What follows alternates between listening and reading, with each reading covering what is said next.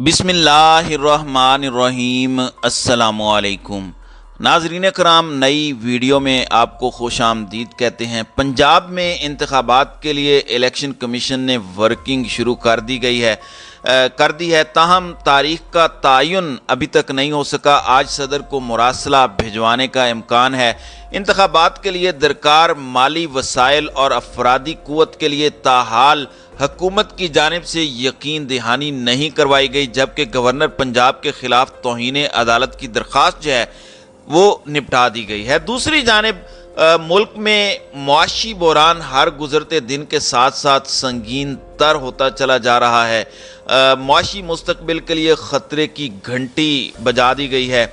वज़ीर दिफा ख्वाजा आसिफ इससे पहले मुल्क के दिवालिया होने का इशारा दे चुके हैं, और उसके बाद फिर अमरीकी थिंक टैंक विल्सन सेनेटर ने भी पाकिस्तान के जल्द दिवालिया होने का खदशा जाहिर किया है, जबकि वज़ीर ख़जाना इसहाक डार ने इन तमाम ख़बरों को मुस्तरद किया है।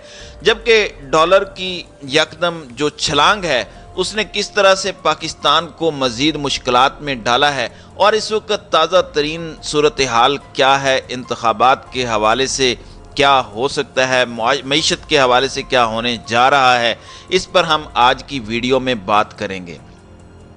नाज़रीन कराम, पंजाब में इंतखाबात के लिए इलेक्शन कमीशन ने वर्किंग शुरू कर दी है। तारीख का तयन ताहाल नहीं किया गया, ताहम इम्कान है कि इलेक्शन कमीशन की जानिब से आज किसी वक्त सदर मुमलिकत को मुरासला भिजवा दिया जाएगा। जो भी फैसला होगा उसके मुताबिक पेश रफ्त होगी, जबकि गवर्नर पंजाब इस मामले से अलग हो गए हैं और उनके खिलाफ तौहीन अदालत की दरख्वास्त भी निपटा दी गई है। आपको याद होगा कि बुध को अदालत उज़्मा की जानिब से पंजाब असम्बली के इलेक्शन की तारीख के तयन के लिए इलेक्शन कमीशन को सदर से मुशावरत की हिदायत की गई थी। जुमेरात को इलेक्शन कमीशन के वकील ने लाहौर हाई कोर्ट में बताया कि इलेक्शन कमीशन ने सुप्रीम कोर्ट के फैसले पर अमल दरामद शुरू कर दिया है।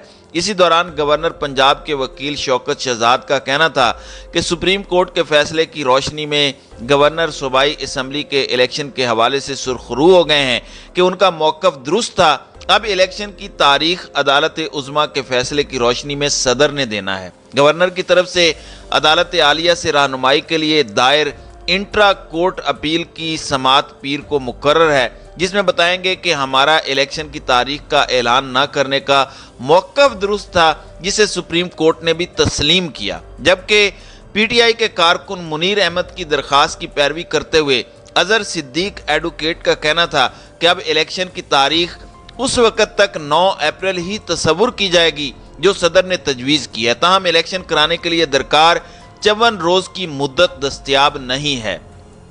सुप्रीम कोर्ट के फैसले से गाइडलाइन लेते हुए इलेक्शन कमीशन तारीख तजवीज़ करेगा और सदर उसका ऐलान करेंगे। उनका कहना था कि सदर मुमलिकत को सुप्रीम कोर्ट के फैसले की रोशनी में रेफरेंस अरसाल कर दिया गया है कि वह अदालत उज़्मा के फैसले पर अमल दरामद करवाते हुए इलेक्शन की तारीख का ऐलान करे। दूसरी जानिब इलेक्शन कमीशन के ज़राए का कहना है कि इलेक्शन कमीशन इंतखाबात कराने की आइनी जिम्मेदारी अदा करने के लिए तैयार है और इस हवाले से वर्किंग भी शुरू कर दी गई है, लेकिन उसे इन मसाइल का अभी भी सामना है जो इससे पहले थे। अब तमाम इदारों को एक बार फिर मुरासले इरसाल किए जाएंगे कि वो इलेक्शन के इनेकाद के लिए वसाइल फराहम करें, जिनमें माली और अफरादी वक्त के वसाइल शामिल हैं।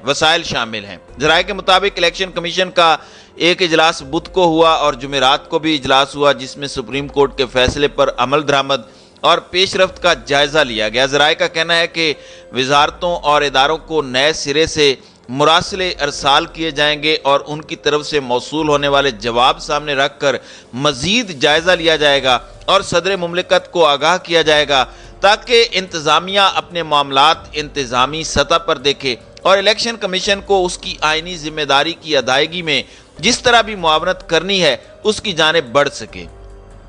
नाज़रीन कराम, वाज़ेह रहे कि इलेक्शन कमीशन को इंतखाबी अमल के लिए एक जानिब 60 अरब रुपए के माली वसाइल दरकार हैं, तो दूसरी जानिब जुडिशल अफसरों, सिक्योरिटी अमले और दीगर मुआविनीन की भी ज़रूरत है। लेकिन मुतलका इदारों की जानिब से इस हवाले से माजरत की गई है और कोई यकीन दहानी नहीं करवाई गई। जुमेरात के रोज़ होने वाले इलेक्शन कमीशन के इजलास के हवाले से सरकारी मौक़िफ़ जानने की कोशिश की गई تو الیکشن کمیشن کے ترجمان نے تصدیق کی کہ اجلاس ہو چکا ہے، لیکن اس کی کارروائی سے میڈیا کو آگاہ کرنے کا تاحال کوئی فیصلہ نہیں ہوا۔ اگر کوئی ایسا فیصلہ ہوا تو اس کی اطلاع الیکشن کمیشن کی جانب سے سوشل نیٹ ورک ٹویٹر پر جاری کر دی جائے گی۔ اس سے پہلے اطلاعات تھیں کہ جمعرات کے اجلاس میں الیکشن کی تاریخ کا اعلان کیا جا سکتا ہے، لیکن غیر مصدقہ اطلاعات میں بتایا گیا ہے کہ الیکشن کی تاریخ کا تعین کم از کم 54 روز کے انتخابی شیڈول کو مد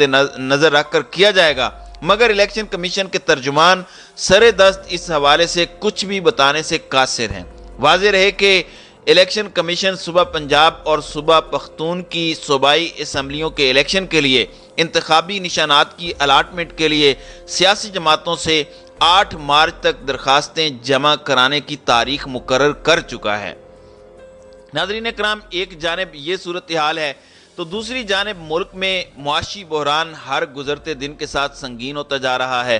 جمعرات کو ملکی مارکیٹوں میں جو کچھ ہوا اس نے ملک کے معاشی مستقبل کے لیے خطرے کی بڑی گھنٹی بجا دیا۔ یہ حکومت کی معاشی ٹیم کی ناکامی کی بھی عکاسی کر رہی ہے۔ اس سے پہلے امریکی تھنک ٹینک ولسن سینٹر نے بھی پاکستان کے جلد دیوالیہ ہونے کا خدشہ ظاہر کیا تھا۔ وزیر خزانہ اسحاق ڈار نے ایک بار پھر دیوالیہ ہونے کی خبریں مسترد کی ہیں اور انہیں ملک مخالف عناصر کی کارستانی قرار دیا۔ حالانکہ خواجہ آصف جو انہی کی جماعت کے ہیں، انہوں نے بھی ملک کے دیوالیہ ہونے کا اعلان کیا ہے، تو وہ بھی پھر ظاہر ہے ملک مخالف عناصر میں شامل ہوں گے۔ انہوں نے کہا کہ IMF کے ساتھ ہمارے مذاکرات مکمل ہونے والے ہیں اور اگلے ہفتے تک سٹاف لیول معاہدے پر دستخط کرنے کی توقع ہے۔ تمام اقتصادی اشاریے آہستہ آہستہ درست سمت میں بڑھ رہے ہیں۔ درست سمت میں کیا بڑھنے ہیں؟ کل 19 روپے جو ہے وہ مزید ڈالر کی قیمت میں اضافہ ہوا ہے۔ تو وزیر خزانہ کے دعوے اپنی جگہ، معاشی ماہرین اور مارکیٹوں کی صورتحال کچھ اور ہی بیان کر رہی ہے۔ پھر حکومت اب روزانہ کی بنیاد پر بجلی سمیت ہر چیز کی قیمت بڑھاتی جا رہی ہے۔ ایسا لگتا ہے کہ جیسے حکومت کو یہ احساس ہی نہیں کہ اس کے اقدامات سے عوام کی معاشی حالت اتنی پتلی ہو چکی ہے کہ اب لوگ بچوں سمیت خودکشی پر مجبور ہو رہے ہیں۔ گزشتہ روز بھی ناروال میں ایک محنت کش نے غربت سے تنگ آ کر اپنے بیٹوں سمیت نہر میں کود کر جان دی ہے۔ اس کے گھر والوں اور اہل خانہ کا کہنا ہے کہ یہ بد نصیب صرف ایک شخص نہیں ہے، بلکہ اب گھر گھر کی یہ کہانی جو ہے وہ بنتی جا رہی ہے، اور سارا دن مزدوری کے باوجود مہنگائی کے باعث بچوں کے لیے وہ شخص جو ہے وہ راشن کا انتظام نہیں کر پا رہا تھا۔ لوگ پہلے ہی بچوں کو بھوکا سلانے یا خودکشی کی نہج پر لے گئے ہیں، لیکن معاشی تنزلی کا سفر اب بھی جاری ہے۔ اس کے اثرات جب آنے والے ہفتوں میں آئیں گے تو خدشہ ہے کہ چند ماہ قبل تک متوسط طبقہ میں شمار ہونے والے خاندانوں کے لیے بھی جو روٹی کا حصول ہے وہ بڑا مشکل ہو جائے گا۔